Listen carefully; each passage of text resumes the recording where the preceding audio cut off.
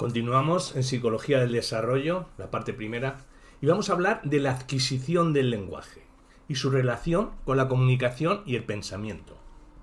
Hagamos una introducción en cuanto a la comunicación del lenguaje y el pensamiento. En este capítulo vamos a abordar los orígenes de la comunicación y la adquisición del lenguaje y su relación con el pensamiento. Veamos las tres características de Michael Tomasello en el 2006, que diferencian la comunicación lingüística humana de la de otras especies. Sería su carácter simbólico, el gramatical y las diferentes lenguas. En cuanto al carácter simbólico, los símbolos lingüísticos son convenciones sociales que permiten compartir estados mentales. Su carácter gramatical, los símbolos lingüísticos se utilizan según determinadas construcciones gramaticales con significado y las diferentes lenguas que han desarrollado los diferentes grupos humanos. La naturaleza social hace que ya el bebé desde su nacimiento trate de comunicarse con gestos y sonidos que muestran deseos y emociones y que sirven para explorar y ejercitar el tracto articulatorio, lo que facilita el habla. Al finalizar el primer año, los bebés suelen emitir sus primeras palabras, avanzando rápidamente, de tal forma que a los 3 años muchos niños hablan con soltura y fluidez. El habla se convierte en una herramienta de control de la conducta durante la realización de tareas cognitivas. Así, el desarrollo de las capacidades simbólicas y comunicativas del lenguaje permite su uso como ayuda en el desarrollo del pensamiento. La adquisición del lenguaje es un conjunto de procesos y habilidades, fonológicos, léxicas y gramaticales, relacionadas pero diferentes y con patrones de adquisición diversos. Vamos a hablar de los enfoques teóricos en la adquisición del lenguaje, en concreto, el enfoque chomskiano y la adquisición de la gramática. La capacidad lingüística es el rasgo distintivo de lo humano, permitiendo el desarrollo de organizaciones sociales complejas. Como vemos, el lenguaje es un requisito de la vida en sociedad y la naturaleza social del lenguaje resalta en cuanto a sus orígenes.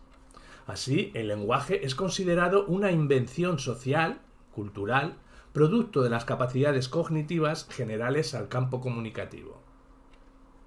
La concepción clásica sobre el origen del lenguaje la ofrece Piaget. Según este, aunque existieran algunos rasgos peculiares del aprendizaje del lenguaje, debido a la maduración biológica, periodos sensibles, su adquisición se realiza de la misma forma que otros tipos de aprendizaje cognitivos, en interacción con el habla de los adultos. Chomsky cuestionó esta concepción clásica con sus aportaciones. Sostiene que el lenguaje responde a una facultad, un órgano mental específico o módulo, con dos características principales. Un carácter encapsulado, en el cual el funcionamiento independiente de otros procesos cognitivos, y su naturaleza innata, que los impreso en los circuitos neurológicos del cerebro y transmisible a través de la herencia genética. Para Chomsky, el rasgo principal de la comunicación lingüística es la creatividad. El hecho de que los niños de 5 años sean capaces de producir y comprender infinidad de oraciones, muchas de las cuales no han oído previamente. Esta gramática generativa del niño se configura a partir de la observación de unos datos lingüísticos primarios. De esta manera, Chomsky propone la existencia de un dispositivo innato de adquisición del lenguaje, que a partir de unos datos lingüísticos primarios muy reducidos y degradados permite en un periodo de tiempo corto la adquisición de la gramática. La teoría de los principios y parámetros, en ella podemos decir que los niños poseen una gramática universal innata constituida por principios que incluyen diversos parámetros posibles. La adquisición del lenguaje se reduce al establecimiento de los parámetros que caracterizan la gramática de una lengua, concepción radicalmente innatista. El argumento principal a favor de esta concepción está basado en la pobreza del estímulo, es decir, que los niños son capaces de aprender su lengua materna a partir de unos datos lingüísticos primarios. También sostienen que en realidad en la experiencia lingüística de los niños pequeños no existen datos negativos, es decir, los niños no reciben una corrección sistemática de los errores que comentan durante la adquisición del lenguaje. Vamos a verlo en la práctica. Un parámetro que diferencia las lenguas es la existencia o la carencia de un sujeto explícito o parámetro de sujeto nulo. Por ejemplo, en la lengua española muchas oraciones son gramaticalmente correctas, aunque no aparezca el sujeto, mientras que en otras, como el inglés, exigen siempre la presencia del sujeto. Cuando un niño escucha oraciones sin sujeto explícito, se activará, trigger, el establecimiento del valor positivo en el parámetro de sujeto nulo. Los partidarios de este enfoque niegan que exista un aprendizaje, en este sentido estricto, de la lengua y sostienen que la adquisición de la gramática de una lengua consiste en el proceso de determinación de los valores correctos en los parámetros de la gramática universal. Hablemos del enfoque funcionalista y la comunicación preverbal. Poco después de la teoría chomskiana, en los años 70, empiezan a interesarse por la comunicación temprana, desencantados al no poder resolver el problema del lenguaje desde una perspectiva centrada en la sintaxis. Se planteó el problema centrándose en la semántica y la pragmática. La semántica, ¿qué sería? Es el enfoque lingüístico centrado en el estudio de la relación que se establece entre las palabras y sus significados. Esta aproximación estudió la conexión entre la estructura del lenguaje y el conocimiento sensoriomotor del entorno, una relación causa-efecto. Y en cuanto a la pragmática, ¿qué podemos decir? Pues es un enfoque lingüístico que estudia el lenguaje en el marco de las situaciones en que se utiliza y las funciones que cumple para sus usuarios. Invitar, alentar, engañar, compartir. Desde el punto de vista de la fundamentación teórica, fueron esenciales las aportaciones de filósofos como Austin o Searle, que enfatizaban la distinción entre aquello que se dice, el acto locucionario, y el objetivo con que se dice, el acto ilocucionario, y cuya adecuada transmisión sería la verdadera meta comunicativa. El enfoque funcional subraya la dimensión pragmática como variable indispensable en el estudio del lenguaje. Esta tendencia trajo consigo nuevos factores centrales a la hora de explicar el uso y la estructura del lenguaje.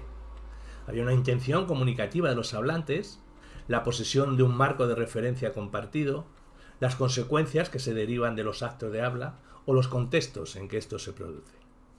Brunner, en 1983, propone dispositivos de interacción previos para que los bebés aprendan, por ejemplo, formatos de interacción. ¿Esto qué son? Estos son pautas estandarizadas que hacen posible la actuación por turnos entre el bebé y el adulto. Su peculiaridad es que implica roles que con el tiempo se vuelven reversibles. En sus comienzos, estas estructuras de interacción están dirigidas por el adulto. Toma y daca, cucutrás. Kay descubrió que los bebés humanos realizan pausas en la succión que no suceden en otros mamíferos y que no responden a ninguna función fisiológica. Estas pausas eran sistemáticamente contestadas por las madres, quienes reaccionaban hablando o tocando al bebé hasta que éste iniciaba de nuevo la situación. La conclusión de esta autora es que la única función de dichas pausas es facilitar la interacción por turnos, contribuyendo a implantar los ritmos propios de un diálogo. La aproximación funcional ha contribuido a recuperar los planteamientos del psicólogo soviético Lev Vygotsky. Este autor recalca que nuestras conductas no suceden en el vacío, sino en el marco de escenarios sociales. Vamos a ver de manera resumida los principales logros comunicativos que tienen lugar antes de la aparición del lenguaje. Vamos a nombrar las etapas de la comunicación preverbal, basado en el modelo original de Schaffer, en 1984. La vamos a denominar en 5 puntos. Punto número 1. Preadaptaciones para interactuar con las personas, de 0 a 2 meses. El bebé manifiesta una inclinación social innata que le facilita el trato con los adultos. Limita expresiones faciales, prefiere determinados rostros o voces. Estas capacidades son de índole expresiva. Punto número 2. Interés activo por las personas. Se pronuncia de 2 a los 5 meses. En este periodo, las conductas se empiezan a tomar propositivas. Por ejemplo, la mueca muda hacia la sonrisa capaz de surgir en respuesta a un estímulo positivo del adulto. También empieza a organizarse la interacción bebé-adulto en el contexto de juegos marcado por el afecto positivo y son los llamados juegos cara a cara. Tercer punto, interés por los objetos, de 5 a 8 meses. A partir de este estadio, el bebé se puede adelantar a las acciones del adulto, con conductas anticipatorias. Por ejemplo, una leve inclinación del adulto en la cuna hace que el bebé alce sus brazos como adelanto de la conducta de ser cogido. Esta conducta anticipatoria aumenta la sensación de complicidad. Por otro lado, las mejoras en la motricidad provocan un interés en el bebé por la manipulación de objetos. Sin embargo, en el desarrollo comunicativo, el bebé todavía es incapaz de integrar dos objetivos en un mismo marco. Es decir, es incapaz de jugar a la pelota con el adulto. O juega a la pelota o juega con el adulto. Punto número 4. La coordinación de personas y objetos entre los 8 y los 18 meses. En esta etapa, el bebé accede a la comunicación triádica que se produce cuando los interlocutores se comunican acerca de un asunto ajeno a sí mismos. Hay una aparición de los primeros gestos comunicativos como señalar con el dedo, mostrar un objeto. Bates y Camaoni Volterra en el 1976 dividieron los gestos comunicativos en dos grupos según su objetivo pragmático. Gestos protodeclarativos, que son los destinados a compartir el interés por un asunto, y gestos protoimperativos, que son actos preverbales en los que el niño intenta usar al adulto como un medio para alcanzar una meta. En estos actos, el objetivo es alcanzar un objeto o conseguir la realización de una acción, y el adulto es visto como el medio para conseguir este fin.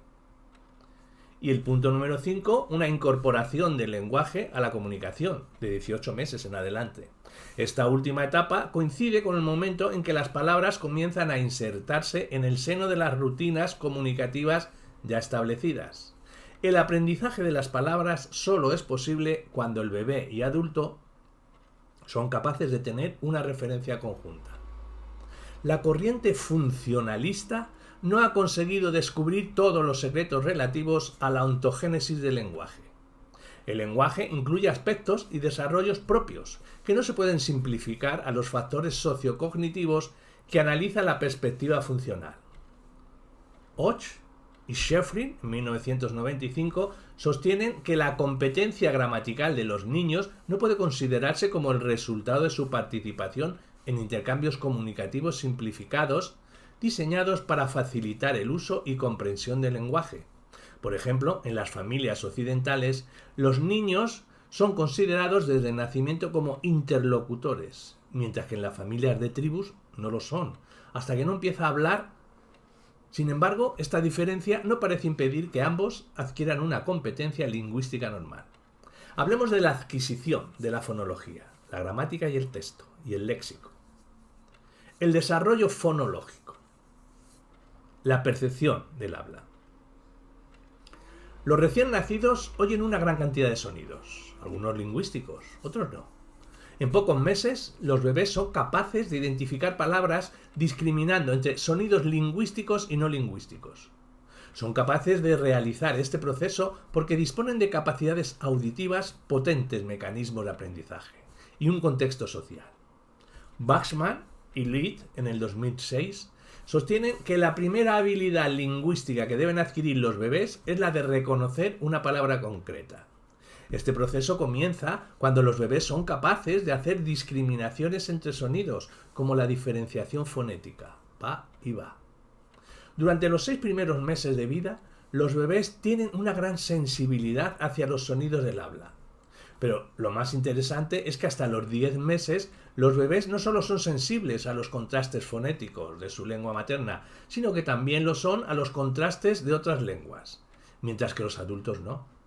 Esto sugiere que la capacidad que tienen los bebés para discriminar los sonidos es en un principio potencialmente ilimitada y que en esta capacidad irán acotándose hasta llegar más o menos a los 9 meses, edad en la que el bebé comienza a especializarse en la discriminación de los sonidos específicos de su lengua.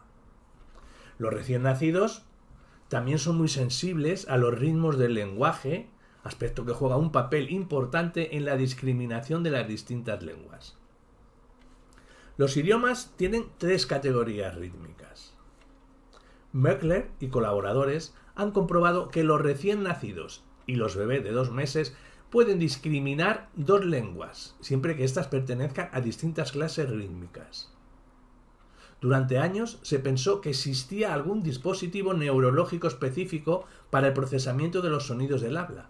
Sin embargo, las investigaciones realizadas con animales indican la misma sensibilidad a las diferencias entre categorías fonéticas. Estos datos indican que la percepción del lenguaje podría estar arraigada a nuestra historia filogenética. Para terminar, hacia los 9 meses, los bebés disponen de potentes mecanismos de aprendizaje que les permiten detectar las regularidades prosódicas de su lengua materna. Por ejemplo, en la lengua inglesa, las palabras bisílabas tienden a comenzar por una sílaba tónica. Este patrón no se percibe antes de los 9 meses, por lo que se entiende que los bebés aprenden estas reglas mediante la exposición continuada a los sonidos de una lengua.